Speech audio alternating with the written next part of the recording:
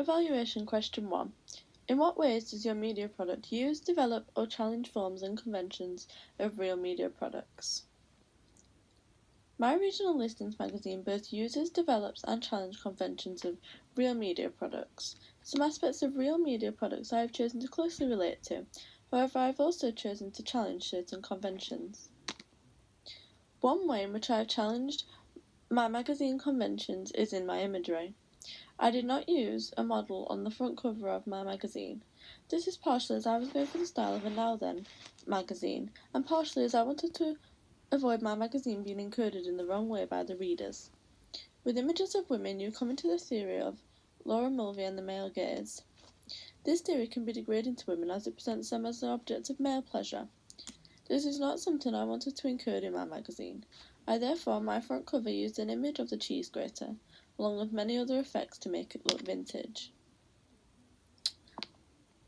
This challenged the general conventions of magazines, as usually there is an image of some model on the front cover of the magazine, which is usually to advertise the magazine and encourage the readers to read on. However, in Now Then magazine, it is not always a model who is presented on the front cover, and is usually a piece of artwork. This breaks the conventions of a real media product, however I have tried to closely pastiche to the style of this magazine.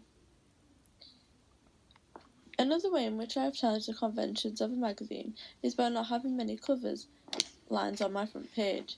I decided to go for more of a minimalistic front cover that would still be effective but not overcrowded. Once again pastiching to the magazine Now Then and to the magazine Chic. Regional magazines tend not to have as many cover lines as music magazines do. However, I tried to keep any information that I put on the front cover away from the imagery to give it more of a classy look. One way in which I have used the generic conventions is when it came to my contents page. I've used 2 images of a model. She's a female model, so I once again had to be careful to avoid the readers betraying the wrong meaning of the female model. I also wanted to avoid the theory of the male gaze, as mentioned previously. I wanted to portray my model in my contents page as an ideal self, more than an ideal partner. This meant that I had to portray her as someone the female readers could look up to. I also wanted to use the reception theory in my product by Stuart Hall. I have used the dominant hegemonic reading. This means I have encoded correctly what I wanted to encode, and it will be understood by man. I tried to effectively pastiche my advert to many other adverts. I have not challenged the conventions, as my knowledge of adverts was small to begin with.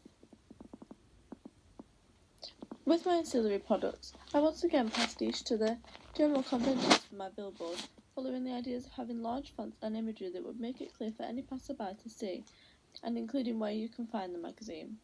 As for the website, I didn't try to beat the conventions and tried to stick to a basic template that was available on Wix.